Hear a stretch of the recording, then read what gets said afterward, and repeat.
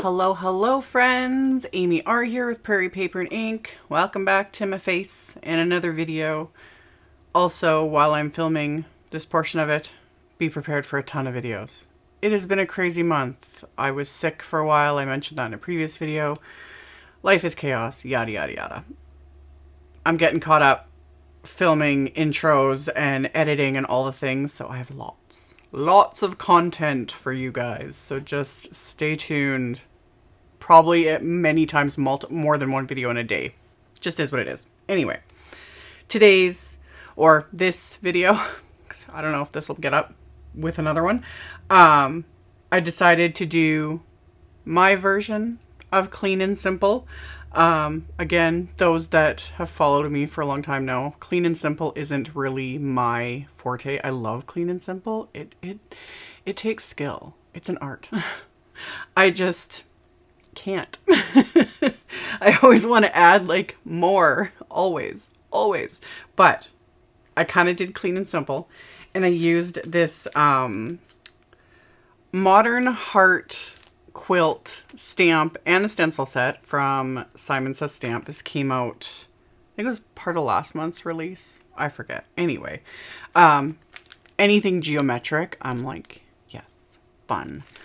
I have ideas. Hopefully I'll get some more time to like play more with this, but I used it actually in two different ways on these cards. Even though they're Clean and Simple, I still had some fun with it. So I will show you guys what I did. So stay tuned and just keep watching and we'll get into the card making. So my first step for these cards was to heat emboss that main quilted heart image. So I have some A2 sized panels of Simon Says Stamp's smooth white cardstock, and I'm going to put them in my MISTI. And I wasn't sure when I first started making these, wasn't sure if I was going to leave it like as is or if I was going to die cut the heart and pop it out, because there is a coordinating wafer die and I'll have a link to that. In the end, I ended up not using it, but the ideas were kind of spinning, so I was like, ooh, I could die cut it and, pop it on top of a different background, or like die cut it and do almost like an inlay. Like, sky's the limit, man. There's so many things you can do. But instead, I used my anti-static powder tool on the cardstock to keep the embossing powder from clinging where I didn't want it. And then I inked up the stamp with clear embossing ink and stamped it a couple times because it's a fairly large image. And I coated it with detail gold embossing powder, melted that with my heat tool till everything was smooth and melted, and then repeated the process on a second card front, because why not? When I've got all the supplies out, why not make more than one? So same exact procedure: anti-static powder, ink up the stamp with clear embossing ink, stamp it a couple times to make sure I get everything stamped, coat it with the detail gold embossing powder, and this is Simon's detail gold embossing powder, same stuff I always use, and then melt that with my heat tool. So once that's melted, depending on what you've stamped on, because another idea I'd had, I was like, ooh, if I heat emboss this on watercolor paper and then like watercolor in each different section, because that's super easy and fun. But I went with the smooth cardstock on purpose because I wanted to use the coordinating stencil set, because there's just something really satisfying about stencils. I don't know what it is, especially ones, that fill in stamped images. Like this one obviously is very geometric, but there's the layering floral stencils and all those different things, and I like them. Like, I love to color. Don't get me wrong. You guys know I love to watercolor and all kinds of coloring and all that fun stuff, but there is something about stenciling that I do find just satisfying. I think also because with these inks, and I've mentioned this in other videos, I'm using Simon's Pawsitively saturated inks, and they smooth out as they dry. Like, it's almost like magic. I love it.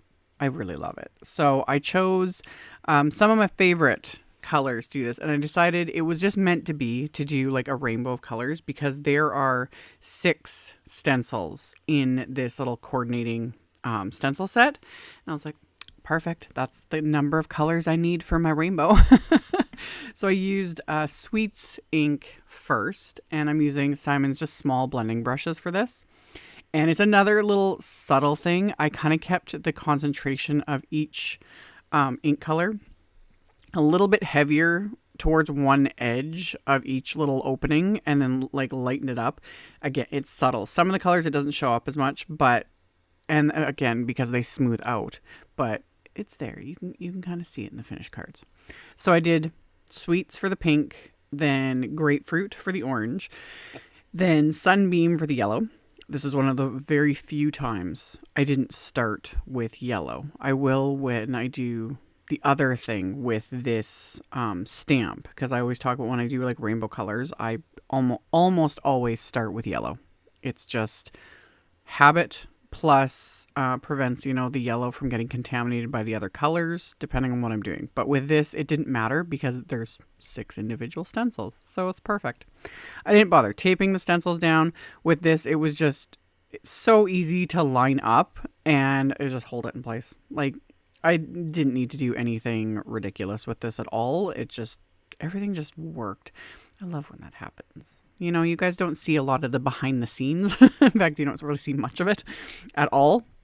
But sometimes, like, all the decisions and all the accidents and the things I knock over and break and spill and all the, thought process behind it all just sometimes takes a lot, from start to finish in a video. But this one came together so nice. Like, everything just worked. I love when that happens. But anyway, I worked my way through my rainbow colors. So yeah, Sweets, Grapefruit, Sunbeam. The green was Limelicious, then Surf, then Orchid.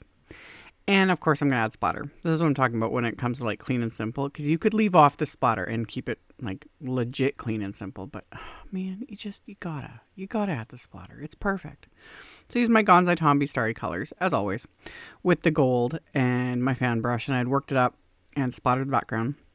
And then I thought I would show this. This is my little Boon Stash tray. Simon does sell these because for some people they're very difficult to source. I've shown these in other videos. I have this one here in my garage here in my craft space.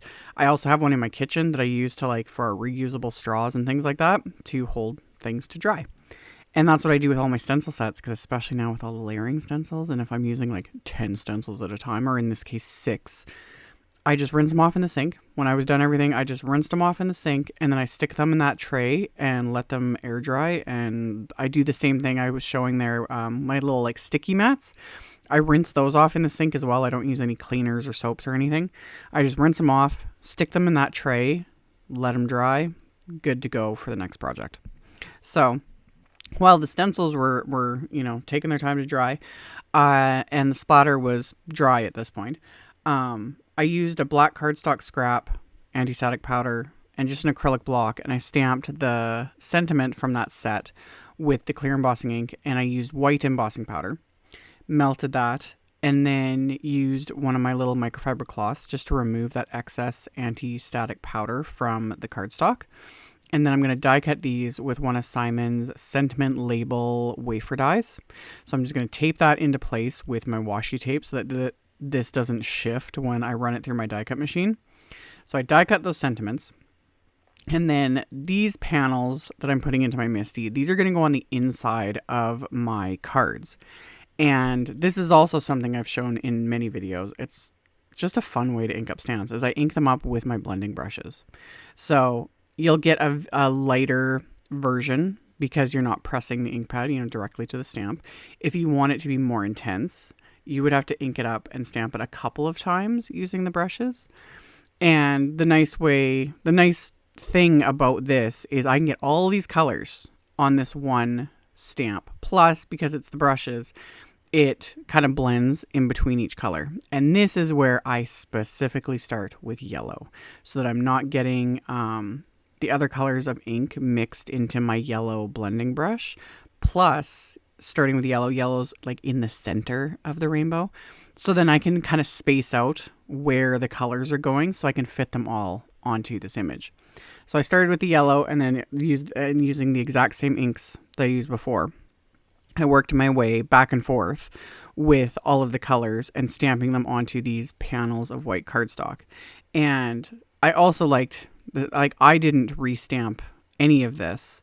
I wanted that lighter version because I will write right over this. I get asked that a lot. When I stamp large images or, I'm adding all kinds of things to the insides of my cards. It's like, well, what do you do with that? It's like, oh, I write right over it. I don't have a problem. Like, basically, I consider the insides of my cards, they're kind of like gravy. They're just extra. Like, I gotta have some sentiments, a little bit of color if I can. I just need something on the inside of my cards. It's just what I do. But I do that with the intention of it will get written over, and that's the whole point. It's just extra. So, stamped the hearts with the rainbow. Love how that turned out. That could also be a card front, definitely clean and simple. I would still add a little bit of splatter, but anyway.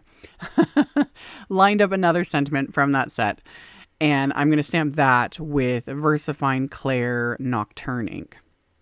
So I'll ink that up, stamp that, and then do the same thing on the second piece. I originally was going to have my card base be white, like the color pop, but then I was like, ooh, if I do the card base as black, and then that's why I did these panels for the insides, because I didn't want to leave the entire card base just flat black. So got everything's like kind of ready to go. So now it's time to start assembling. So I trimmed down all of these panels because they originally were A2 size, so 4 1/4 by 5 1/2. And I trimmed off a bit off each side, so they end up being like 4 inches by 5 1/4, something like that. So that the card base, the black card base, will kind of frame everything up nicely. And yeah, card bases, top folding A2 note cards made from black cardstock. So I scored these at 5 1/2 with my Teflon bone folder, and then just reinforce that fold, line everything up. Easy peasy. And then the inside panels, I will adhere just with craft tacky glue. So put that on there, stick those onto the insides of the card. And then for the card fronts, those I'm going to pop up with Simon Says Stamps Big Mama foam tape, my go-to. Because it'll give it a little bit of dimension, but it's not as bulky as regular foam tape. I sound like a broken record because I've said this like hundreds of times. I've been using this foam tape for years. It is my favorite. I loves it. It's wonderful. And it is the thinnest foam tape I've come across. Like anything thinner, really, it wouldn't be foam tape anymore. So I love this stuff. Coated the backs of it. It was the perfect size too to fit behind the die cut sentiments. So I was like, meant to be. Love it. So coated everything with the foam tape. Then peel off the backing, of course. And then I'm going to pop these onto the card bases. Once these are in place, I will then put the sentiments on. And then, of course, I had to add, a little bit of embellishment. Again, you could leave it here. They look great. They're fine. But I had embellishments that were perfect. Specifically, the Trinity Stamps black licorice heart sprinkles. Because they're adorable. They're like the jelly ones, and they're just solid black. And I was like, ooh, these will be perfect. So arrange those onto both of these cards and then adhere them into place with just dabs of craft tacky glue. And with these, I fiddle with a little bit more because I always want the hearts to be like aligned properly. You know what I mean? So once those are adhered, these cards were complete. As always, I will have a link below the video to my blog post. And in the blog post, I put the photos and I have picture links to all the supplies. It's a little easier to navigate. So that's always linked. It's always the first link directly below my videos. And then I'll have the supply list as well below, links to all my social media, all of that. It's always in the description box below the video, so you can check that out if you are interested.